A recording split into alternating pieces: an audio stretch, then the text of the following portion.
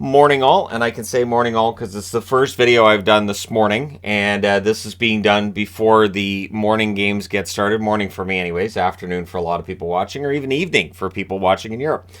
So, Ryan O'Reilly, Nola Chari have arrived. They will be playing with the Toronto Maple Leafs against Montreal tonight. This is good news for Toronto, and I talked about the trade, and I'll just say here, I don't think the Leafs are done. I don't think that's a thing. I think that more moves get made. But the sooner you get O'Reilly and Achari in the lineup, the sooner they get used to their new line mates, their new teammates, the better acclimated they're going to be beyond the trade deadline and then when you get to the playoffs. The important thing is making sure these players are at their best to come playoff time. And O'Reilly's a known playoff performer, so really, I think it's great that he's anxious. He wants to get in the lineup. He was asked by Sheldon Keefe if he wanted to play tonight. The answer was absolutely. Same with Achari. Travis Dermott, former Toronto Maple Leaf, now Vancouver Canuck. He's had injury problems this year. He's back on the IR. And they've called up Wolanin. I'm hoping Wolanin actually gets a fair chance to show what he can do because he was very good in the preseason, and then he followed it up by being very good in Abbotsford. So by scoring roughly a point per game in Abbotsford, I mean, seriously, I think Wolanin's earned this opportunity, and I would hope the Canucks actually give him that chance to play because I understand that he may not be fantastic in all areas or anything, but again, I thought he played well enough during the preseason that for a team that does have defensive depth issues, that I thought Wolanin deserved a shot. So hopefully he gets that this time out. Jack Eye has been placed on IR, which won't surprise anybody, but placed on IR in part because they call up Schooneman. So for Schooneman, defenseman that's been called up before, he's been decent as a replacement player for Montreal previously, and so we'll see how he does this time out. But for Montreal, of course, their playoff dreams are long gone, but we knew that was going to be the case this year, anyways. And we'll see how Schooneman does in this call up. Johnny Gaudreau, speaking of teams that have long since forgotten about any playoff aspirations they may have had, he's out tonight against the Dallas Stars. He's considered day-to-day with a lower body injury. You would think as a Dallas fan, I'd say, well, at least this means we're going to beat Columbus. Yeah. I don't like to refer to it as we because it's weird because I'm not a member of the Dallas Stars. B, Dallas, I don't necessarily think this makes them a better bet against a Columbus team that's been pretty game lately, not only in beating Toronto, beating Winnipeg, but almost getting that point against New Jersey. They've been tough lately. And so with Dallas, who've won 4 of their last 10, or if you're an optimist, they've only lost 1 in regulation of their last 10, I don't think that makes Columbus all that much less dangerous. And we'll see how things go for Columbus. But it's only considered day-to-day, not considered to be anything major. Definitely has not been a fantastic season for Johnny Hockey. I wanted to talk about Connor McDavid. Yes, Connor McDavid hits the 100-point mark. He did it in 56 games. What's interesting is, I remember in 2020, 2021, when he did it in 53 games, and the comments were, well, he did that because it's against the Canadian division. If he was playing against the entire NHL, there's no way he would hit that mark so quickly. So people were right. It took him 3 more games to hit 100 points this year. He's been absolutely ridiculous. Of course, he got to 101 by the end of that game. It's not important who won that game, of course. What's important is that McDavid is now sitting at 101 points already this year. And again, I've talked about this before. I know the argument can be made for other players being the best in the league, but to me, it's Connor McDavid. Connor McDavid, to me, is the best player in the league. So I'd be kind of surprised if he doesn't win both the Hart and the Ted Lindsay Award this year. But the Lindsay one's the one that normally surprises me a little bit more than the Hart. But at any rate, we'll see what happens. I also wanted to throw in here, because the NHL doesn't promote it that much, the Stadium Series game is today in Carolina, between the Hurricanes and the Capitals. So, yeah, it's today, and yeah, they don't really promote it. Not only that, but as I mentioned in the preview, there's so many overlapping games, it's going to take away from the attention for that game. I mean, if you're a Leafs fan, you're going to be watching them against Montreal. You're not going to be thinking, I wonder what's going on in Carolina. So it is again, it's one of those things where if the NHL wants these stadium games to be a big deal and to be seen by more people, you have to make sure that it's at a time. And I don't care if it's the whole day is theirs. I've seen that for the Winter Classic, that the whole day should be for the Winter Classic. I don't think that's necessary. but I think the game should be at a time of day where it's on its own, where it's just that game, and that's what the attention of the hockey world is on at the time. Because otherwise, I understand they make a lot of money off the tickets. I mean, those huge stadiums, that's a lot of money off of tickets. But I just think there could be so much more that could be done with this. So we'll see how it does today. I'll be interested to see how the ratings are for it as well. Now, talking about the trade deadline, and I wanted to talk about this and going through teams that I think are probably going to be all in at the deadline. Only two that I can find in the West that I think are necessarily going to be all in, meaning you're willing to trade firsts, prospects. You're willing to trade not necessarily anything. So there's going to be some untouchables in there.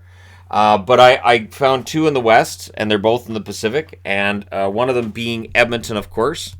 So for me, the Oilers are the obvious one in the West, that because of Connor McDavid, because of Leon Draisaitl, because of the season these guys are having, plus Skinner's been pretty good in net. If you look at goals saved above expected, he's one of the better goalies in the league. This is likely the time to go all in. So if you want to make the argument for Erik Karlsson, you can make the all-in argument. The thing is, all-in is usually rentals. It's not usually bringing on a guy with 4 more years left on his contract. Vegas will, I think, still be all in, and this is despite the Mark Stone injury, but the Mark Stone injury does open up some room there to add a contract, and then we'll get into the discussion of, well, what if Stone comes back for the playoffs, and it'll be the Tampa Bay argument all over again, won't it? But for Vegas, they do need to, I think they need to go all in at the deadline, because this is a market where the expectation is Stanley Cup. This is an owner where the expectation is Stanley Cup. And I don't think money is of any concern. I really think without a salary cap, Vegas would be well above $100 million in their salary. I think it'd be a ridiculous amount of money Vegas is paying on players every year. Because, again, the owner wants that Stanley Cup, and he doesn't care who it is. The funny thing, too, is that with some of the bigger names that are out there at the deadline, Vegas's name has started to come up again in the media, meaning they're at least poking around and looking on these players. And then in the East, Boston's the obvious one, right? You've got Bergeron, could be his final year, could be Krejci's final year. They didn't get Horvat. So for Boston, this could be their last chance. And I've talked about this with Boston previously, but it could be their last chance. And with the record they have, I don't see any reason they don't go all in. The one question I have with Boston is, I don't know what you add. I don't know what you go out and get, and I don't know what they need. I think that, a little bit of depth here and there, sure. I don't think anything major gets picked up. Tampa Bay, of course, having won a couple of Stanley Cups, been in the Stanley Cup final 3 years in a row. I think the desire to win a third cup in 4 years is there. That would officially make Tampa Bay a dynasty in the eyes of all, dynasty records. And so, yeah, I think for Tampa Bay, that would be absolutely ridiculous if they could win another Stanley Cup this year. And so I think they're going to make whatever efforts they can to improve their team. Not only that, not just now, but for beyond as well. Toronto, as mentioned, I mean, obviously with Toronto, they haven't been out of the first round in a long time. It's been since 2004. It doesn't mean they're not allowed out of the first round, of course. There will be some who believe that they're not allowed out of the first round, but they're allowed. And it's just, for me with Toronto, I think that the collapse against Montreal showed that it was a mental problem as much as anything else. The collapse against Columbus as well. The loss against Tampa last year, I didn't take as being as serious. And yet for Toronto, they do need to win this. So picking up O'Reilly and Achari should help. I don't think they're done. I'd be very surprised if they're done. I don't think any other big names are going there, but I could see a situation where they pick somebody up. The funny part is people keep saying, well, isn't the blue line their problem? If you pay attention to the defensive numbers for Toronto, it actually isn't. The defense has been very good throughout the season. The goaltending's been good enough as well. The blue line really has not been a problem for Toronto this year. The New York Rangers... Now, the Rangers, of course, have a lot of good young players, but when you've got Panarin having a great year and you've got a lot of veteran players playing as well as they are, I think the temptation to go all in is there. And I think for the Rangers, they're as close right now as they've been since the mid-'90s when they won the Stanley Cup in '94. I think this is the best team they've had since then. Obviously, they've been back to the final since then, 2014, right? But I like this team a lot. I think this is a better overall team than the one that last went to the finals for the New York Rangers. I've got Pittsburgh and Washington on the board. The interesting thing is both of them are close enough to that playoff line that either or potentially both could miss the playoffs. Now, the reason for having Pittsburgh and Washington on the board is you've got Crosby, Malkin, and Letang. And they're a year older, and you don't know how much longer you're going to be in contention. And in the event that Pittsburgh does make the playoffs, or in the event that Pittsburgh's trying to make sure desperately they make the playoffs to get that next chance at a Stanley Cup, I would not be surprised to see a first-round pick offered up. Now, I've talked about how Pittsburgh has given away way too much of their future over the last 10 years, but I also understand why they've done it. Capitals, similar situation. Obviously, with Ovi not currently on the team, that's an issue for them and could very well cost them the playoffs. But if the Capitals find themselves in the position to make the playoffs, they could be all in. And even if they're right around that line, the temptation to go all in because you've got an aging roster and you're trying to get that one last Stanley Cup may very well be there. But let me know your thoughts in the comment section below on which teams you think should be all in on going for a cup, because this year it feels like it's really wide open.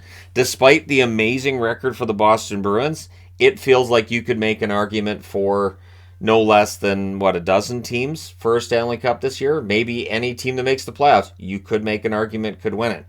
It is a very unique year. But let me know your thoughts in the comment section below as always. Don't forget to hit like and subscribe if you're browsing your way through, you just happened upon this video. Thank you guys so much for watching, for all your support. I will talk to you again soon.